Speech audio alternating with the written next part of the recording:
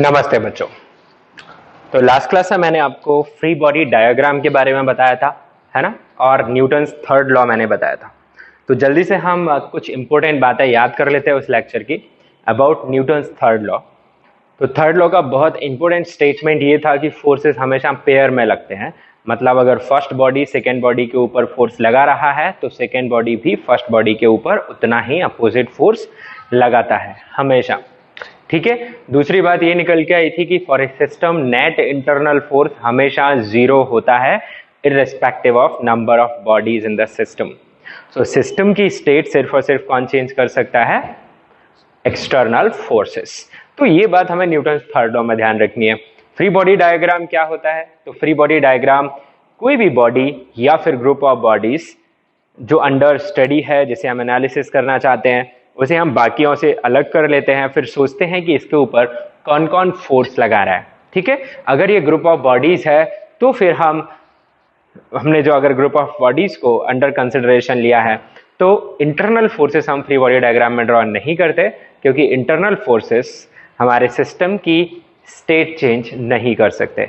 तो चलिए आज हम आगे बढ़ेंगे। कुछ और सिचुएशंस मैं आपको समझा रहा हूं जिनका फ्री बॉडी डायग्राम हम देखेंगे कैसे ड्रॉ करेंगे। ठीक है। जैसे एक सिचुएशन मैं यहां पे लेने जा रहा हूं। मान लीजिए एक ब्लॉक है, okay, and it is kept on these two blocks here on the floor, okay, and another block is kept like this. Suppose this block is A, this is B, this is C, this is D. They have their respective masses and हम इनका बनाना चाहते हैं free body diagram. Alright, okay. So कैसे बनाएंगे हम इनका free body diagram? So one by one I'll draw, और एक मैं सिस्टम के लिए भी आपको बना के बताऊंगा। सबसे पहले मैं FBD ऑफ A बना रहा हूं। So FBD ऑफ A, तो आप खुद प्रैक्टिस करें बना के, फिर देखें कि आपने सही बनाया या नहीं। तो A के ऊपर सबसे पहले तो मैं इसका वेट लगा देता हूं, यानी अर्थ से जो खींच रही होगी वो होगा मास ऑफ A इंटू G। इसका मतलब ये नहीं कि G से एक्सेलरेट कर रहा है नीचे, पर इस पे ये फोर्स लग रहा है। अब B इस पे एक नॉर्मल फोर्स लगा रहा होगा। So this is normal on A by B। आपने कैसे डिसाइड किया कि ये नॉर्मल ऊपर है? क्योंकि A प्रेस कर रहा है B को नीचे की तरफ। ओके, नाउ B, सब let us see for FBD of B। अब आप एक बात समझ लीजिए, क्या C एंड D A के ऊपर कोई फोर्स लगा रहे हैं? नहीं। क्या A C एंड D के ऊपर कोई फोर्स लगा रहा है? नहीं। ठीक है, डायरेक्टली ये कोई फोर्स अप्लाई नहीं कर रहा है। Is that clear? तो नॉर्मल फोर्स सिर्फ A और B के बीच में ही आएगा। यहाँ पे A के ऊपर C और D का कोई फोर्स नहीं होगा। अब FBD of B, so let us understand B। तो सबसे पहले B का खुद का वेट लगा देते हैं अपन नीचे, तो कितना हो जाएगा? Mass of B into G। फिर यहाँ पे नॉर्मल फोर्स आ जाएगा B के ऊपर फ्रॉम C, यहाँ पे नॉर्मल फोर्स आ जाएगा B के ऊपर फ्रॉम D, और नीचे नॉर्मल फोर्स आ जाएगा B के ऊपर from A. And you can understand this NAB and NBA, they are action reaction pair acting on two different bodies and can change state of both A and B. Is that clear? So now FBD of C, FBD of C, तो वो आप कैसे बना सकते हैं? So here is your C। तो C पे खुद का एक फोर्स लग रहा है नीचे, MC इंटू G। ऊपर आप समझिए C के ऊपर नॉर्मल लगा रहा है कौन? A। So this is normal on C by A। और क्या होगा? एक नॉर्मल फोर्स C के ऊपर फ्लोर भी लगा रहा होगा या सरफेस लगा रहा होगा। This is the surface on which they are kept. So S for surface. तो देख लीजिए मैंने C पे सारे फोर्सेस लिख दिए हैं।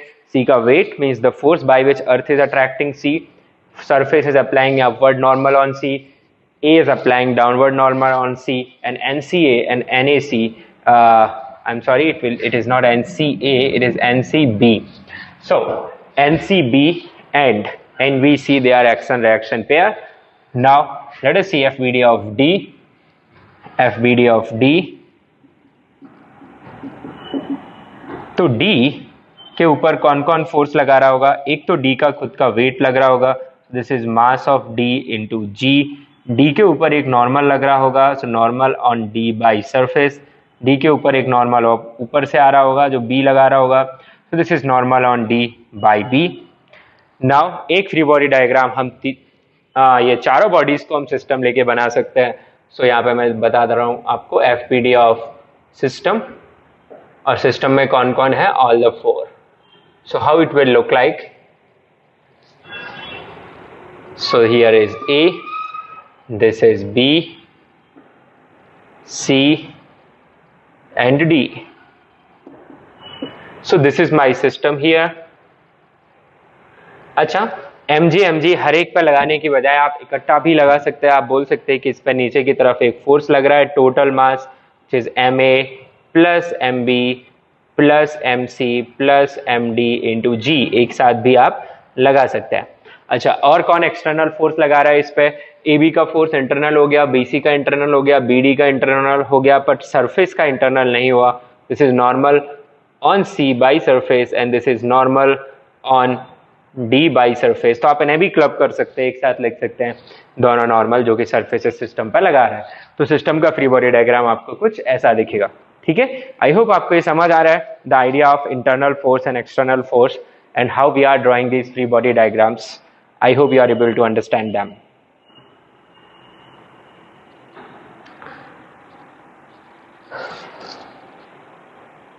ऑलराइट, तो चलिए आगे बढ़ते हैं और कुछ डायग्राम समझते हैं।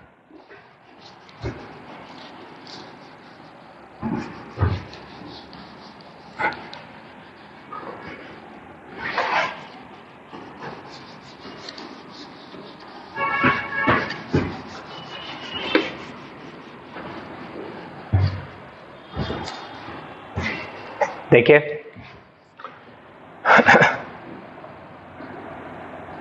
मान लीजिए एक ब्लॉक है, ठीक है, जो सरफेस पर रखा हुआ है, say call this block be A. There is another block जिसको जस्ट टच कर रहा है, B, they are simply kept on a surface. और आपको इनका फ्री बॉडी डायग्राम बनाना है। तो यहाँ पे एक बात समझिए कि बी ए टच कर रहे हैं पर बी ए को प्रेस नहीं कर रहा है। So if you are confident कि यहाँ पे प्रेसिंग नहीं हो रही है, तो then you do not have to apply normal between A and B. तो यहाँ पे अगर आप फ्री बॉडी ऑफ बी बनाएंगे तो सिर्फ कौन कौन से फोर्सेस आएंगे, mass of B into g, normal on B from surface, this is surface, ठीक है, ए के ऊपर, this is A, mass of A into g and normal on A by surface. हाँ, यहाँ पे नॉर्मल हम तब लगाएंगे जब यहाँ पे प्रेसिंग हो रही हो। So if you are not confident कि प्रेसिंग हो रही है नहीं हो रही है, तो मैं आपको आगे सिखाऊंगा कि हम वहाँ पे नॉर्मल एज्यूम करते हैं, फिर हम न्यूटन्स लॉज लगा के डिसाइड करेंगे कि वहाँ नॉर्मल आ रहा है या नहीं आ रहा है। बट यहाँ पे बहुत सिंपल सी फ्लैट सरफेस पे रखे हुए हैं, तो ये दोनों एक दूसरे को प्रेस नहीं कर रहे हैं। Okay, now see this, suppose एक प्लेन है, incline plane at an angle theta,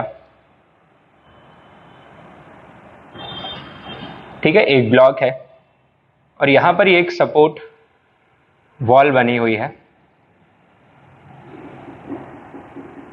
supporting wall जिसके अगेंस्ट ये रखा हुआ है, ठीक है। This is a very large surface,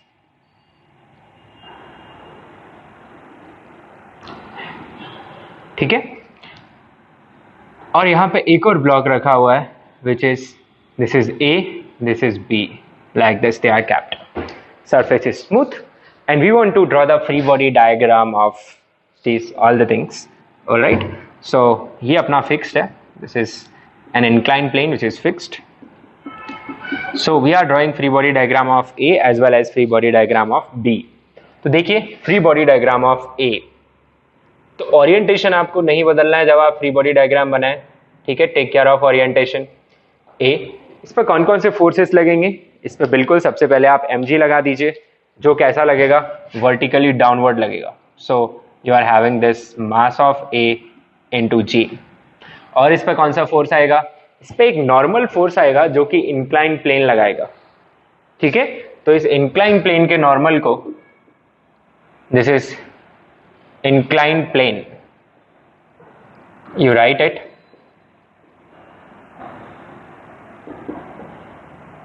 और इसकी इंक्लिनेशन है थीटा हॉरिजॉन्टल के साथ, दिस इज हॉरिजॉन्टल, ठीक है, लाइक ए ब्रिज या फ्लाईओवर, मोर बेटर, जैसे फ्लाईओवर होता है वैसे कुछ आप समझ सकते हैं। अब ये आपका इंक्लाइन प्लेन दिया हुआ है, हमने ये लगा दिया फोर्स, और एक फोर्स इस पे आएगा भाई ऊपर की तरफ, आएगा कि नहीं, तो एक फोर्स आएगा इस पे ऊपर की तरफ परपेंडिकुलर डायरेक्शन में, आप चेक कर लीजिए, बिकॉज नॉर्मल फोर्स दोनों सरफेसेस जो कांटेक्ट में है उनके कैसा लगता है, perpendicular. So keep this point or and remember this, that normal force acting on bodies is always perpendicular to surfaces in contact। मैं पहले भी बोल चुका हूं, अभी भी बोल रहा हूं, आप अंडरलाइन भी कर सकते हैं। So this is your normal force on A by the incline plane, incline plane के लिए मैं P यूज कर रहा हूं, okay, this is the incline plane. Now there is one more normal here, check here, the normal force, this is the normal force on A by this wall, can you check this wall here, I write this as wall, so I write it as NAW। अब इस NAW की direction हमने कैसे decide किया है, you can understand here, okay, तो ये कैसे लग रहा होगा आपका, perpendicular to this wall as well as this block का जो सरफेस कांटेक्ट में है, तो ये इस डायरेक्शन में लग रहा है नॉर्मल, और इंक्लाइन का नॉर्मल इसके परपेंडिकुलर लग रहा है, आप ये बात समझ पा रहे हैं, ओके। नाउ इसके अलावा इस पे एक और फोर्स भी लग रहा है, कौन सा, the normal from B, now B is pressing A, so there will be a force which is normal from B. अब नॉर्मल फ्रॉम बी कैसे लगाओगे, ए और बी का जो सरफेस कांटेक्ट में है उसके परपेंडिकुलर डायरेक्शन में, so here you will have this kind of force, this is your normal on A from B. I think यहां तक आपको क्लियर है। तो हमने सारे फोर्सेस ड्रॉ कर लिए ए के ऊपर, उसका खुद का weight, that is the gravitational pull, then the contact force from the incline plane, contact force from the wall, contact force from the B. So this is free body diagram of A. Set clear? Now see for free body diagram of B. So B का free body diagram में आपको क्या क्या दिखेगा, मैं आपको side में ही बना के दिखा दे रहा हूं। So this is your free body diagram of B. तो सबसे पहली बात भाई mg तो इसका भी दिखेगा नीचे, बिल्कुल, तो mg बिल्कुल वर्टिकली डाउनवर्ड हो गया, mb इंटू g, यहाँ पे एक नॉर्मल आएगा फ्रॉम इंक्लाइन प्लेन, यहाँ पे एक नॉर्मल आएगा from A, normal on B from A. Any other force you feel here? No. A का फोर्स लग गया, प्लेन का फोर्स लग गया, और उसका वेट, तीन ही फोर्स लग रहा है इस पर, दो जगह इसका कांटेक्ट है वो हो गए, और एक इसका ग्रेविटेशनल पुल हो गया अर्थ का। अब रिजॉल्व करना भी देख लीजिए, तो यहाँ पे हम most of the time gravitational force को रिजॉल्व करते हैं, आगे आपको और समझ में आ जाएगा कि कहाँ कैसे रिजॉल्व करते हैं। तो ग्रेविटेशनल फोर्स का रिजोल्यूशन आप समझ लीजिए कैसे होगा स्पेशली। तो आपको दिख रहा है कि ये एंगल अगर मैं एक्सटेंड कर रहा हूं यहाँ पे, तो कितना आ रहा है आपके पास, थीटा, बिल्कुल। तो आपका ये एंगल कितना आ रहा है, 90 minus theta, you can check, yes और no. So this is 90 minus theta. Now I am going to resolve mg in two components. एक कंपोनेंट कौन सा है, along incline, so this line which you are seeing, this is along inclined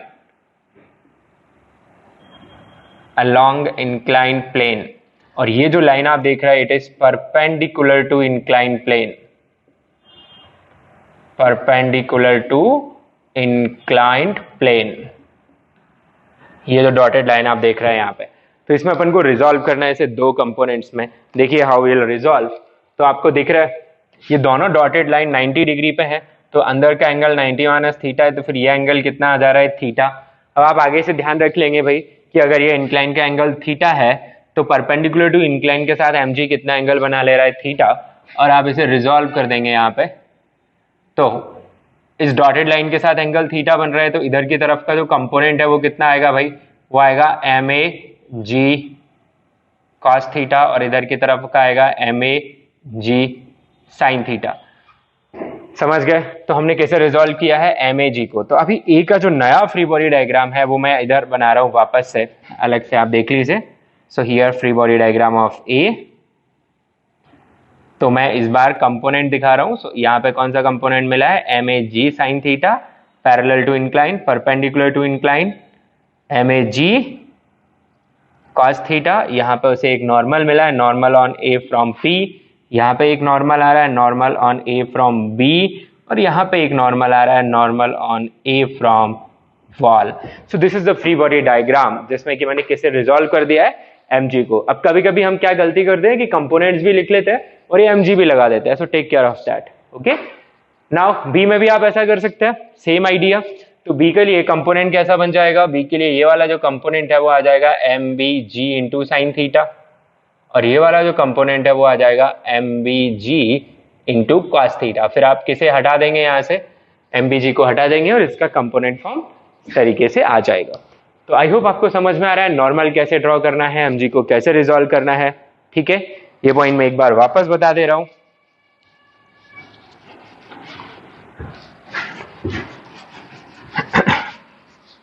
incline के लिए ये आप वापस याद रख लीजिए कि कोई भी इंक्लाइन प्लेन आपको दिया हुआ है, एज ए नोट में लिख लीजिए।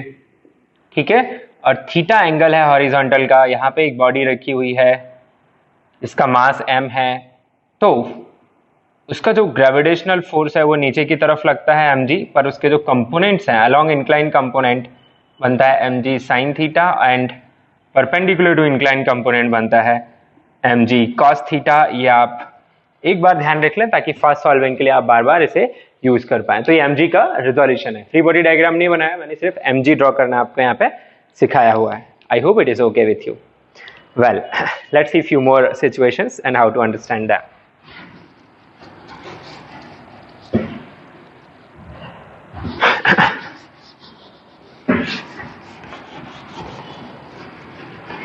And vector resolution is very very important here, है ना, आपको आना ही चाहिए अगर आप इसे ढंग से समझना चाहते हैं।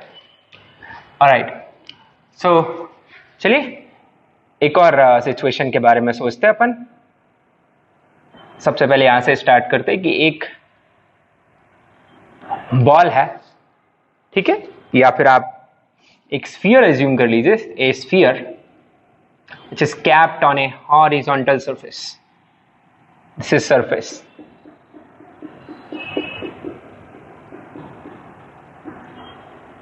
ऑलराइट, अब हमें इसका फ्री बॉडी डायग्राम बनाना है।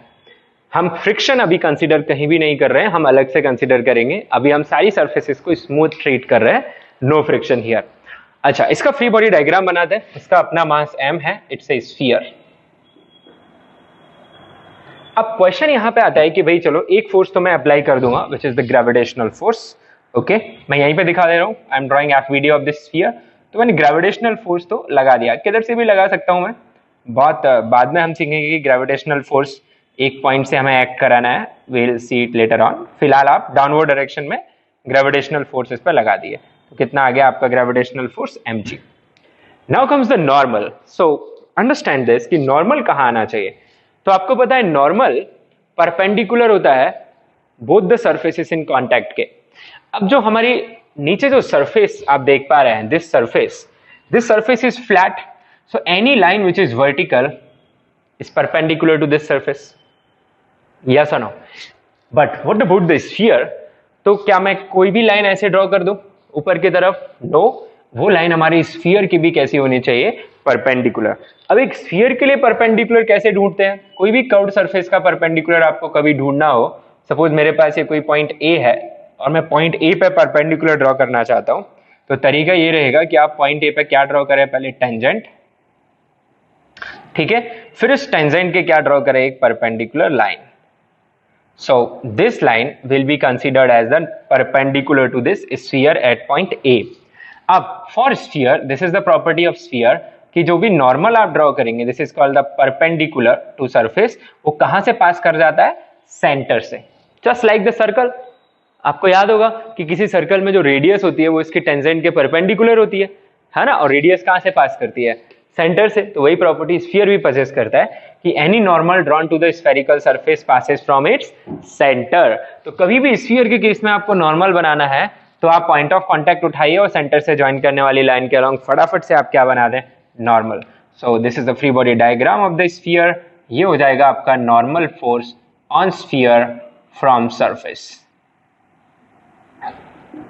So this is the free body diagram of this sphere. कहाँ से पास कर रहा है normal?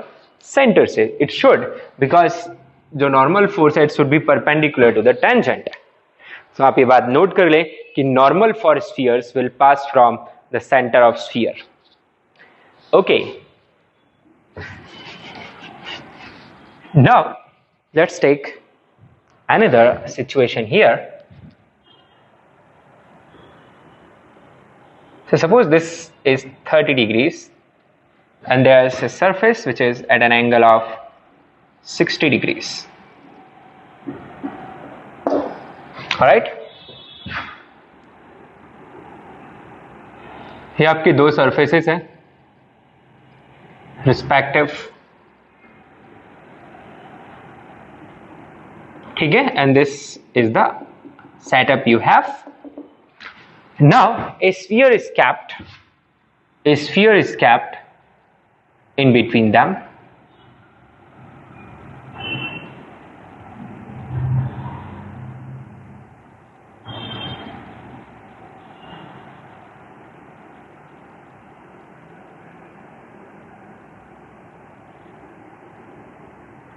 I hope you can understand.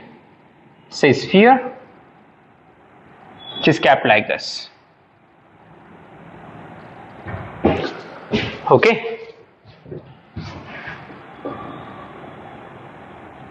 Mass m. Now you have to draw free body diagram of this sphere. So how will I draw free body diagram of this sphere? You understand? मैं sphere को बाहर निकाल लिया. ये मेरे contact points हैं. Name it A and B. So I took the sphere out. ठीक है? यहाँ पे मेरा कुछ point A है.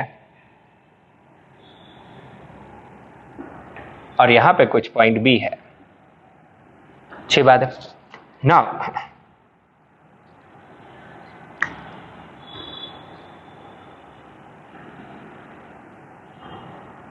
ये रहा centre. Okay, this is centre. अब सबसे पहले मैंने ड्रॉ कर दिया द ग्रेविटेशनल फोर्स.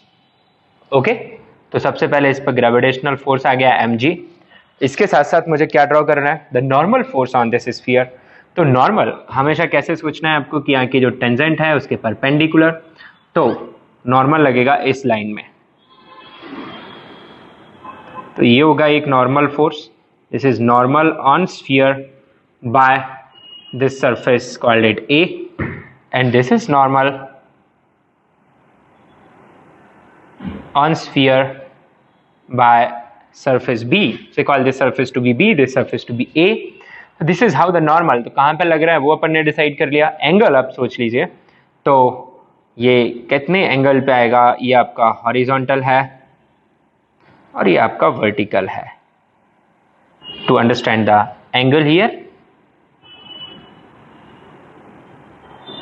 वो समझ लीजिए, कोई दिक्कत की बात नहीं है. तो एक परपेंडिकुलर हमने यहाँ पे बनाया, यही डायरेक्शन आ रही है नॉर्मल की. ठीक है, तो मैंने यहाँ पे y एक्सिस ऐसे बना दिया. तो ये एंगल कितना आ रहा है आपके पास? 30 डिग्रीज, 90. तो ये वाला एंगल कितना आ जाएगा आपके पास? 60 डिग्रीज. आ जाएगा कि नहीं आ जाएगा? ठीक है, अच्छी बात. और अगर मैं यहाँ पे x एक्सिस बना दूँ, this is my x axis, तो आप देख पाएंगे ये एंगल मेरे पास कितना आ रहा है? 30 डिग्रीज. ठीक है, this particular angle is 30 degrees, so this particular angle is 60 degrees. How did I get this 60? is ये जो normal वाली line है और this inclined plane they are perpendicular, so I am getting this is at an angle of 60 degree from here और इसे 30 degree from vertical, your choice जो आपको लिखना है.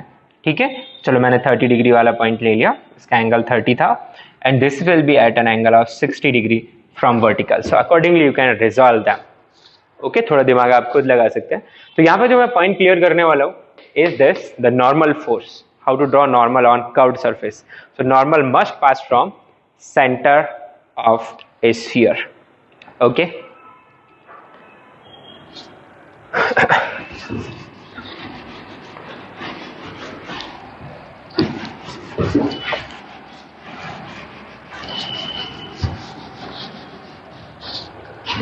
Now suppose there is a rod. Suppose there is a rod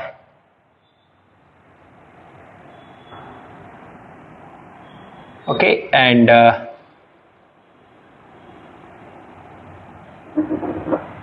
it is kept against a wall like this. Forget about friction. ठीक है, surfaces are smooth.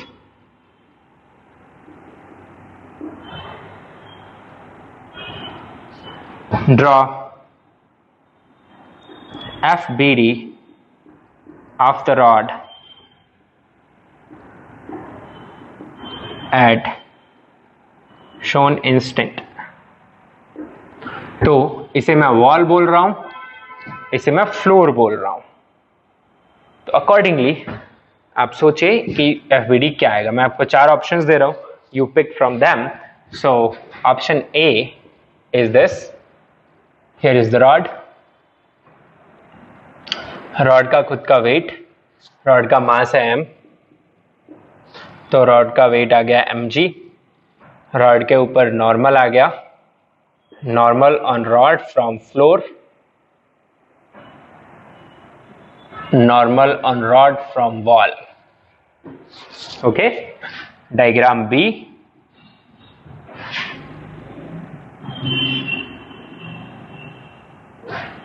mg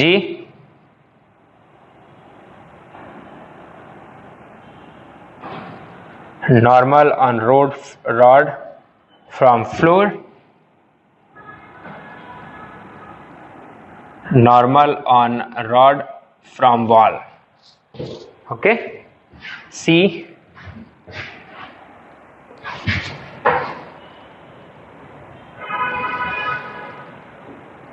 This mg normal on rod from floor,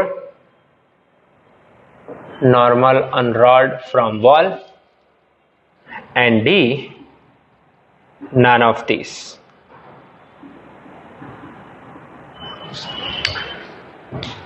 So think which should be our answer here.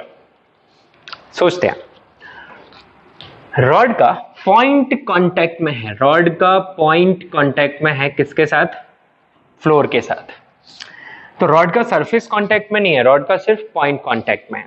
तो आप point किससे perpendicular कैसे draw करते हैं? तो point से तो पास होने वाली कोई भी लाइन परपेंडिकुलर ट्रीट की जा सकती है. कोई सेंस ही नहीं है कि some line is perpendicular to a point. Yes, तो यहां पे नॉर्मल की डायरेक्शन रॉड डिसाइड नहीं करेगा. कौन डिसाइड करेगा? Floor. So you will draw a line which is perpendicular to floor and rod का एनीवे पॉइंट कांटेक्ट है. तो यहां पे जो नॉर्मल आना चाहिए रॉड पे वो ऊपर आना चाहिए. आई hope you understood. Same way यहां भी रॉड का क्या है? आपका पॉइंट कांटेक्ट में है. तो यहां भी नॉर्मल की डायरेक्शन कौन डिसाइड करेगा? वॉल डिसाइड करेगा. So normal on rod by wall, और साथ में इसका नीचे mg आ गया. कोई आपत्ति? सो ये कुछ इस तरीके का फ्री बॉडी डायग्राम आना चाहिए यहां पर रॉड का. सो दिस इज योर आंसर. कोई आपत्ति? अच्छा, इसमें क्या कर रहा है? रॉड की लेंथ के परपेंडिकुलर लग रहा है जबकि फ्लोर के परपेंडिकुलर नहीं लग रहा है. तो गलत हो गया क्योंकि रॉड का पॉइंट कांटेक्ट में है, फ्लोर का सरफेस कांटेक्ट में है. So it should be perpendicular to the both the surfaces in contact. So floor के परपेंडिकुलर होना चाहिए उसे. ऑलराइट, चलिए इसका एक वेरिएशन और समझते हैं. क्वेश्चन लगभग ऐसा ही है, देखिए.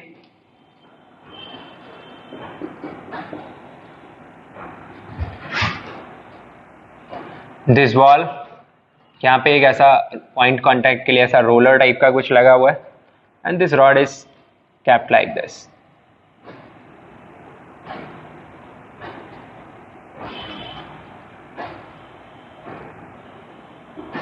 This is wall, rod, mass m.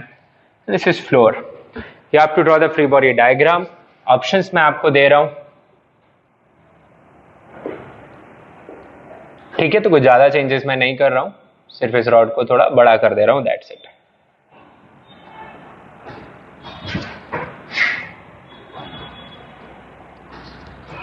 Now think which will be the correct, which is the correct free body diagram in this case. Same idea, यहाँ पे रॉड का एक पॉइंट कांटेक्ट में है, so this normal will be like normal on rod by floor.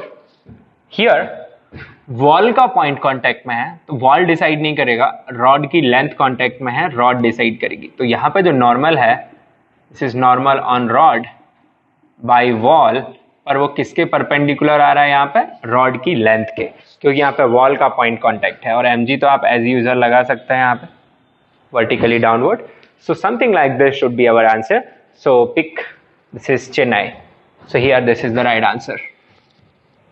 तो आप लोगों को इतना समझ में आ गया कि how to decide this direction of normal और how to draw the free body diagrams in certain situations. See, ये जो आपने डायग्राम्स यहाँ पे देखे हैं, आगे चल के यही क्वेश्चंस बनने वाले हैं. आपसे क्वेश्चन पूछा जाएगा, find the value of these normals, कुछ एंगल वगैरह देने के बाद, और उनका फर्स्ट स्टेप, जो स्टार्टिंग स्टेप रहेगा वो क्या रहेगा, फ्री बॉडी डायग्राम बनाना.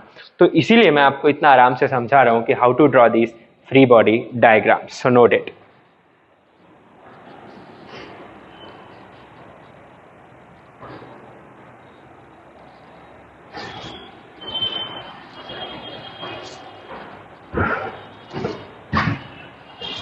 ओके,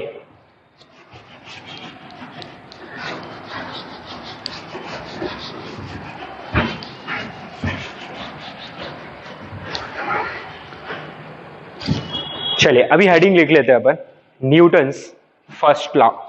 मैंने आपको न्यूटन्स थर्ड लॉ बता दिया है, ठीक है. तो अभी अपन देखने वाला है न्यूटन्स फर्स्ट लॉ.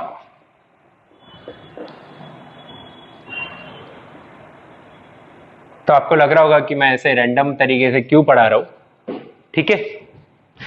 तो इनके नाम दिए गए first law, second law, third law, but ऐसा कुछ नहीं कि फर्स्ट पहले आएगा, फिर सेकेंड आएगा, फिर थर्ड आएगा, ठीक है. अब कहीं से भी सोच सकते हैं, पर वो फेमस है जिस सीक्वेंस में, हमें वैसे ही यूज करना है. तो कहीं थर्ड लॉ पूछ रहा है तो एक्शन रिएक्शन लॉ बताना है. फर्स्ट लॉ पूछ रहा है, this is called law of inertia. This is called law of inertia.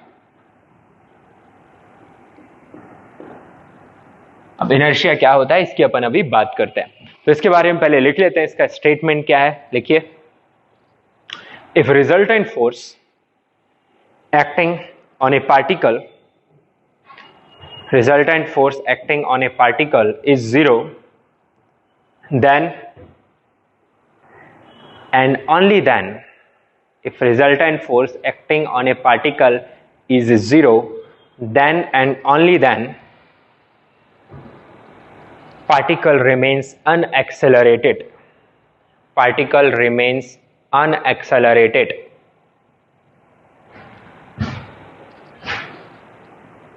That is either remains at rest or keep on moving with constant velocity. Keep on moving with constant velocity. Okay, so इस statement को ध्यान से देखते हैं अपन कि अगर किसी body पे लगने वाला नेट फोर्स क्या हो जाएगा, vector sum of all the forces acting on the body. So if the vector sum of all the forces acting on the body is zero, then acceleration of body will be zero, means body cannot change its state without having net force. समझ रहे हैं ये बात? मतलब net force अगर नहीं है body के पास तो बॉडी अपनी स्टेट चेंज नहीं कर सकती. स्टेट चेंज करने से मतलब है कि वो अपनी वेलोसिटी चेंज नहीं कर सकती, ठीक है. तो अगर उसकी वेलोसिटी जीरो है तो हमेशा जीरो रहेगी, अगर वो उसकी कुछ वेलोसिटी है तो वही रहेगी, चेंज नहीं हो सकती जब तक कि उस पर फोर्स नहीं है. तो ये लॉ ये नहीं बोलता कि एक बॉडी रेस्ट पे तभी रहेगी जब तक उस पर कोई फोर्स ना लगाया जाए, या बॉडी चलेगी तो फोर्स चाहिए. No, this is not the conclusion of this law. इसका कंक्लूजन है कि बॉडी की जो अभी स्टेट है, बॉडी अगर रेस्ट पे है तो जब तक आप इस पर नेट फोर्स नहीं लगाएंगे ये रेस्ट पर ही रहने वाली है. ओके, अगर ये बॉडी मूव कर रही है कुछ 10 मीटर पर सेकेंड से towards north, then it will keep on moving with 10 meter per second towards north until some force is applied on it. I hope you are understanding this idea here. Okay अब इसे दो हिस्सों में बांट देते हैं। अब इनर्शिया क्यों बोलते हैं कि स्टेट चेंज नहीं हो रही है, स्टेट को रिटेन करने की जो टेंडेंसी है उसे ही इनर्शिया बोलते हैं। हिंदी में बोलते हैं अपन जड़त्व, है ना, जड़ एंड चेतन। तो जैसे पेड़ पौधे हैं, बिल्डिंग्स हैं, ये क्या हैं, दे आर ये जड़ है, ये चल नहीं सकते, ठीक है। खैर, तो इनर्शिया का मतलब आप लोग समझ रहे हैं कि स्टेट का चेंज ना कर पाना, इसीलिए इस लॉ को हम क्या बोलते हैं, लॉ ऑफ इनर्शिया। अब इनर्शिया को दो हिस्सों में बांट देते हैं, आपने पढ़ा होगा, inertia of rest and inertia of motion. So inertia of rest क्या है कि if a body is at rest then it will remain at rest until some net force is applied on it. Motion inertia of motion क्या है, a body is in motion then it will be in motion until some net force is applied on it. Alright, so this is the few examples. से इसका एक perfect example क्या है, suppose आप एक बस में हैं, ठीक है, और आपको सीट नहीं मिली है और आप उसकी जो बीच की जगह है वहां पे खड़े हुए हैं, ठीक है, और आपने कहीं कुछ पकड़ा हुआ नहीं है, आप ऐसे ही ढीले ढाले खड़े हुए हैं और बस रेस्ट पे है और बस ड्राइवर अचानक से बस को मूव करा देता है। सो जैसे वो मूव कराता है देयर इज हाई चांसेस कि हम पीछे गिर सकते हैं, at least you will feel a jerk पीछे की तरफ। So what happened there, let us understand it from this example here. Suppose this is me standing in this bus here like this, okay. Well, अभी मेरी पूरी body rest पे है, बस भी रेस्ट पे है, बस अचानक से चलना स्टार्ट करता है, तो मेरी बॉडी का जो हिस्सा बस के कांटेक्ट में है वो बस के साथ आगे चला जाता है, तो जो हिस्सा रेस्ट पे है वो वहीं छूट गया, ठीक है। तो आप सच में पीछे नहीं आए हैं, आपका बॉडी का जो नीचे का हिस्सा है वो कहां चला गया, आगे चला गया। Are you able to understand this, ठीक है। तो आप सीधे खड़े हुए हैं, आपके पैर आगे चले गए, आपका सर यहीं पे है, तो डेफिनेटली आप क्या कर जाएंगे, टॉपल कर जाएंगे, लुढ़क जाएंगे पीछे। पर आपको क्या लगा, अरे मुझे पीछे किसने धक्का मार दिया, सच में आप पीछे गए ही नहीं, एक्चुअली आपके पैर आ गया है। अब आपके पीछे एक और व्यक्ति खड़ा हुआ है, ठीक है, उसने आराम से पकड़ा हुआ है बस के सीट को या फिर जो पोल रहते हैं उनको पकड़ा हुआ है, ठीक है, और बस ने चलना स्टार्ट किया।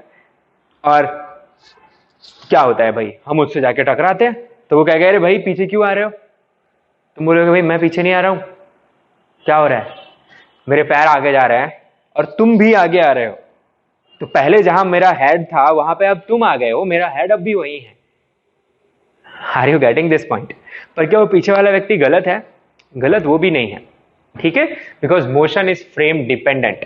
वो जहां खड़ा हुआ है वो बस को, खुद को, सबको किस पे देख रहा है, रेस्ट पे, तो उसे आपका जो हेड है वही क्या आते हुए दिख रहा है, पीछे। खैर, ये बातें हम अपन आगे और करते रहेंगे, तो थोड़ा बहुत आपको समझ आ गया। ये एग्जाम्पल था आपका इनर्शिया ऑफ रेस्ट का। Now inertia of motion, just same example, बस एक 80 किलोमीटर पर आवर की स्पीड से जा रही है, अचानक स्पीड ब्रेकर आता है, ड्राइवर बहुत हार्ड ब्रेक अप्लाई कर देता है, then what happens, all the passengers move forward, वो सामने की तरफ झुक जाते हैं। क्यों होता है ऐसा, आप एक्सप्लेन कर सकते हैं। बिल्कुल, बस मूव कर रही थी 80 पे, बस का हर पार्ट 80 पे मूव कर रहा था, बस के अंदर के पैसेंजर्स की बॉडी का हर पार्ट 80 किलोमीटर पर आवर पे जा रहा था, as seen from the road, okay. What happened, bus रुक गई, बस का पूरा जो बॉक्स है वो रुक गया, सीट्स रुक गई, सीट के कांटेक्ट में जो बॉडी का हिस्सा है वो रुक गया, पर जो बॉडी का हिस्सा फ्री था वो अब भी 80 किलोमीटर पर आवर की स्पीड से आगे जा रहा है। ऐसा कौन बोलेगा, जो ऑब्जर्वर रोड पर खड़ा हुआ है। तो व्हाट हैपेंड एक्चुअली, हम सब 80 पे जा रहे थे, अचानक से नीचे का हिस्सा रुक गया, आगे का हिस्सा अब भी 80 पे जा रहा है। So can you understand this. So इस इंसिडेंट के लिए भी कौन रिस्पॉन्सिबल है, इस इंसिडेंट के लिए क्या इस हिस्से का आगे जाना रिस्पॉन्सिबल है, नहीं, बाकी बॉडी का रुक जाना रिस्पॉन्सिबल है। अब जो बस में रहेगा उसे क्या लगेगा, उसे तो बस हमेशा रेस्ट पे लग रही थी, तो पहले वो बोलेगा भाई कि पहले जब आप 80 पे जा रहे हो, पड़ोसी भी 80 पे जा रहा है, दोनों 80 पे जा रहे हो, तो आप दोनों एक दूसरे को कैसे देख रहे हो, रेस्ट पे, ठीक है। मान लो आपके पड़ोसी ने बढ़िया सीट बेल्ट वगैरह बांधे हुए हैं और उसने अच्छे से पकड़ा हुआ है, तो उसकी बॉडी का कोई हिस्सा कहीं मूव नहीं करता, तो वो क्या बोलेगा, अरे भाई क्या हुआ, अचानक से आगे क्यों मूव कर गए तुम, क्योंकि उसे पहले तुम किस पे दिख रहे हो, रेस्ट पे। रोड वाला ऑब्जर्वर क्या होगा, रोड वाला ऑब्जर्वर आपकी बॉडी के नीचे वाले हिस्से को पूछेगा, अरे भाई क्या हुआ, रुक क्यों गए, ऊपर का हिस्सा तो अब भी आगे जा रहा है। So I hope you can understand these point of views here. Okay, so these are very good examples of inertia of rest and inertia of motion. ठीक है, आप किसी फ्लोर मैट के ऊपर, चटाई के ऊपर खड़े हुए हैं, ठीक है, और अचानक से आपके घर का कोई भाई बहन आपका चटाई खींच देता है, what happens, just fall, why, because आपके पैर उस चटाई के साथ आगे चले गए, सर यहीं पर रहा तो आप टॉपल कर गए पीछे। तो सच में रिस्पॉन्सिबल कौन रहा? क्या ये हिस्सा पीछे गया है? नहीं, आपके पैर कहाँ गए? आगे गए। Okay, so this is what the point of view you have to learn. तो लॉ ऑफ इनर्शिया इसे क्यों बोलते हैं, आपको ये बात समझ में आ गई।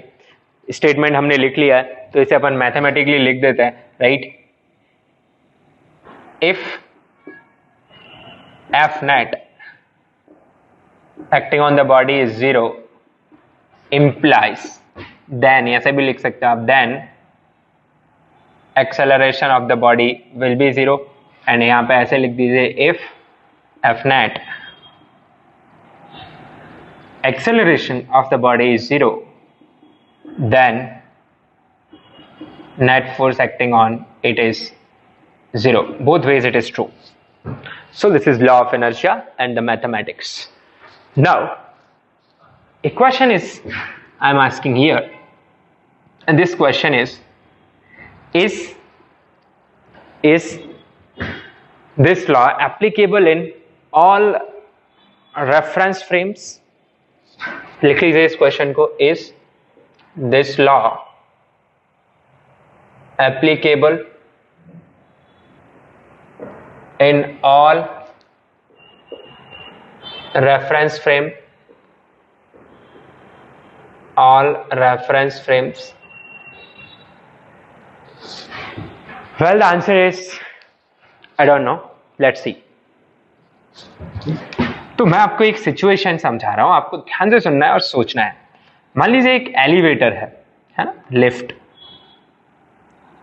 उस एलिवेटर के अंदर एक बल्ब लटक रहा है एक रस्सी से, ठीक है। तो यहां पे एक बल्ब हैंग कर रहा है, चलो भाई, और आप खड़े हुए हैं एलिवेटर के अंदर, अच्छी बात, दिस इज यू, इसे मैं ऑब्जर्वर 1 बोल दे रहा हूं। और यहां पे ग्राउंड पे एक, सपोज मैं खड़ा हुआ हूं, ठीक है, दिस इज ऑब्जर्वर 2, और ये एलिवेटर कांच का है, ग्लास का है, मान लो मुझे थ्रू एंड थ्रू दिख रहा है, अंदर क्या है सब कुछ दिख रहा है मुझे। और ये एलिवेटर इस मोमेंट पे एक्सेलरेट कर रहा है ऊपर की तरफ, ठीक है, नहीं, इसकी वेलोसिटी बढ़ रही है ऊपर की तरफ। तो समझिए बात, ये कौन बता रहा है? ऑब्जर्वर 2 बता रहा है कि भाई ये एलिवेटर क्या कर रहा है, ऊपर जा रहा है, अच्छी बात। So this is bulb.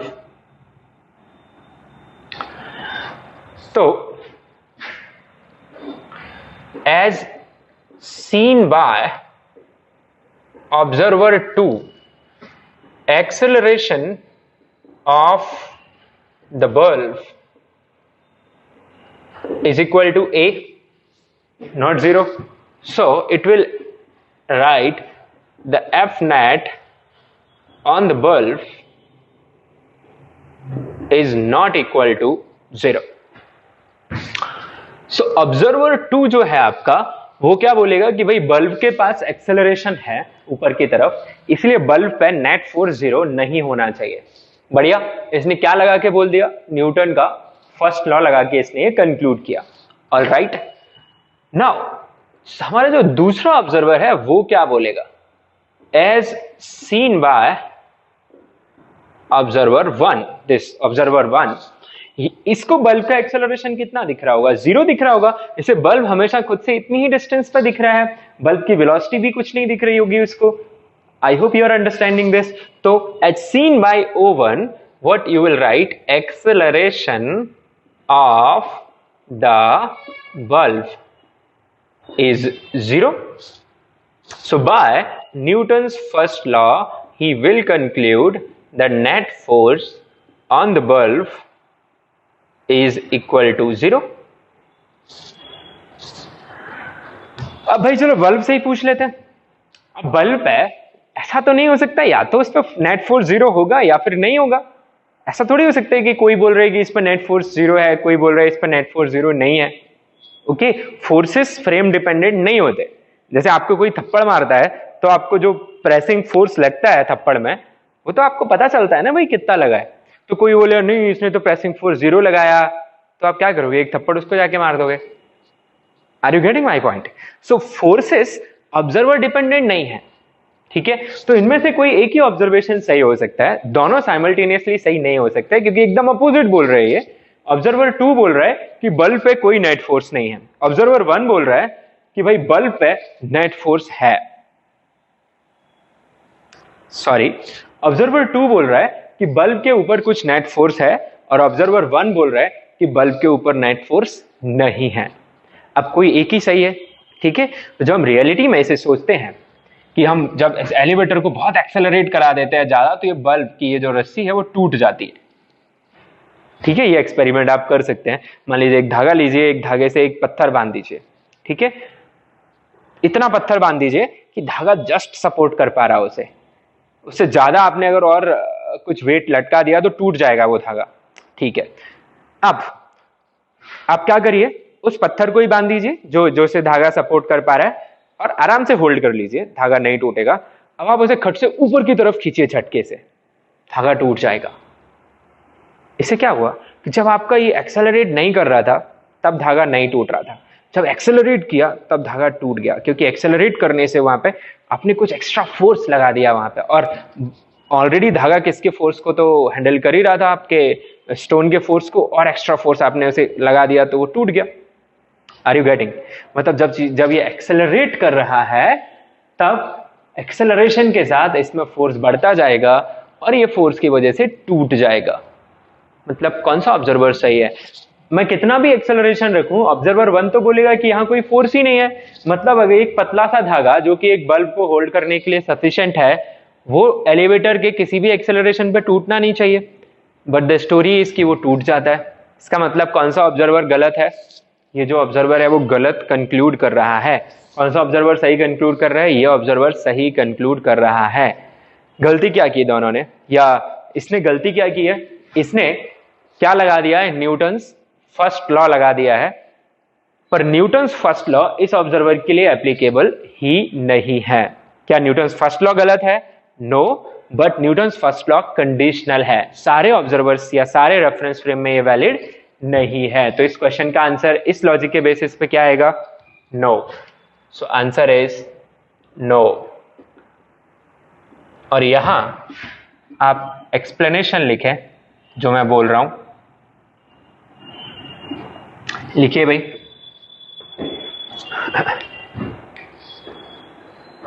In reality, observer 2 is concluding the correct. Observer 2 is concluding correct result. However, observer 1 is wrong. Means Newton's laws, not only the first law, okay, law of inertia हम आगे देखेंगे, आपके तीनों law connected हैं। तो Newton's laws are applicable, Newton's laws are applicable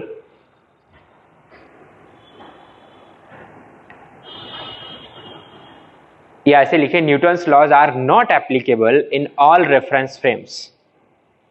Newton's laws are not applicable in all reference frames. Okay, line change and write.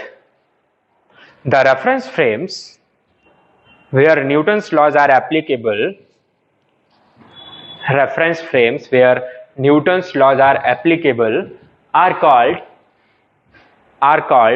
inertial reference frame, are called inertial reference frame. अब who are inertial reference frame? तो इसके लिए आप लिख लीजिए, any frame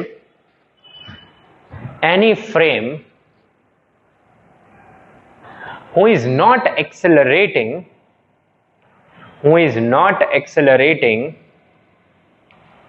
with respect to an inertial frame. Any frame which is not accelerating with respect to an inertial frame is called inertial reference frame. You may be thinking यार inertial की तो definition ही लिख रहे हैं, उसी में लिख दिया with respect to inertial frame, तो पहला इनर्शियल फ्रेम कहां से लेके आए अपन? Yes, it's a question. Okay, so अब सोचिए, न्यूटन ने जब ये लॉ दिए और बाकी साइंटिस्ट ने मान लिया कि अर्थ एक इनर्शियल रेफरेंस फ्रेम है, क्योंकि हम सबको अर्थ रुकी हुई दिखती है, ठीक है, अर्थ की अपनी direction of motion, I mean हमें अर्थ रेस्ट पे ही दिखती है, तो क्या माना हमने कि अर्थ एक इनर्शियल रेफरेंस फ्रेम है, और अर्थ से जुड़े हुए जितनी भी चीजें हैं जो अर्थ के रिलेटिव एक्सेलरेट नहीं कर रही हैं, वो सब भी कैसी हैं? इनर्शियल रेफरेंस फ्रेम है। यस, अब ध्यान से सुनना, जब हम स्पेस से देखते हैं, means out of the earth चले जाते हैं, तब तो हमें पता चलता है कि earth is revolving around the sun, और वो भी एक इलिप्टिकल ऑर्बिट में अर्थ रिवॉल्व करता है, बाद में आपको ग्रेविटेशन में पढ़ाऊंगा। तो अर्थ तो अपनी वेलोसिटी भी बदल रहा है और डायरेक्शन मोशन भी बदल रहा है, यानी मैग्नीट्यूड एंड डायरेक्शन दोनों ही बदल रहा है, मतलब अर्थ एक्सेलरेट कर रहा है। तो क्या ये सही है कि अर्थ को reference frame, inertial reference frame मान लिया जाए? तो एब्सोल्यूट सेंस में नो, एब्सोल्यूट सेंस में no. Okay, but in our day to day life activities motion of earth से हमें फर्क नहीं पड़ता है, क्योंकि वो सबके लिए कॉमन है, ठीक है। So in our calculations what we'll assume earth to be inertial reference frame. But आपसे अगर कोई पूछता है कि क्या ये सही है अर्थ को इनर्शियल रेफरेंस फ्रेम मानना, तो आंसर है नहीं, ठीक है, क्योंकि अर्थ सच में इनर्शियल रेफरेंस फ्रेम नहीं है, अर्थ खुद एक्सेलरेटिंग बॉडी है। Okay, so right this limitation, but इससे हमें कोई फर्क नहीं पड़ता, ठीक है, while analyzing the bodies kept on the earth, किसका फर्क नहीं पड़ता? अर्थ का सन के चारों ओर जो घूमना है उसका। तो लिख लीजिए, earth is considered as inertial reference frame. मैं नहीं लिखा रहा हूं कि earth is inertial reference frame, okay, earth is considered as inertial reference frame, ठीक है, and any frame which is connected to the earth, any frame which is connected to the earth or not accelerating with respect to the earth, not accelerating with respect to the earth, is also inertial, is also inertial। Okay, यहाँ पे बहुत सारे questions बनते हैं theoretical regarding the reference frame, inertial, non inertial, और non inertial frame कौन से हो जाएंगे? जो इनर्शियल नहीं है सिंपली। ओके, अब एक क्वेश्चन बताइए मुझे, लिखिए एक question, a bus is moving with constant velocity, a bus is moving with constant velocity on a road,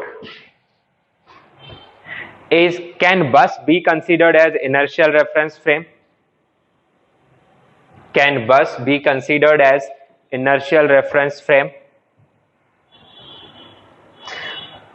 तो सिंपल सी बात है, मैंने आपको डेफिनेशन में क्या लिखवाया है?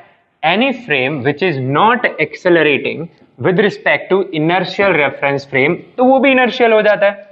तो बस क्या एक्सेलरेट कर रहा है? नहीं, बस कांस्टेंट वेलोसिटी से जा रहा है। तो आप लिख लीजिए, as acceleration of bus with respect to ground is 0, so bus can be considered as inertial reference frame.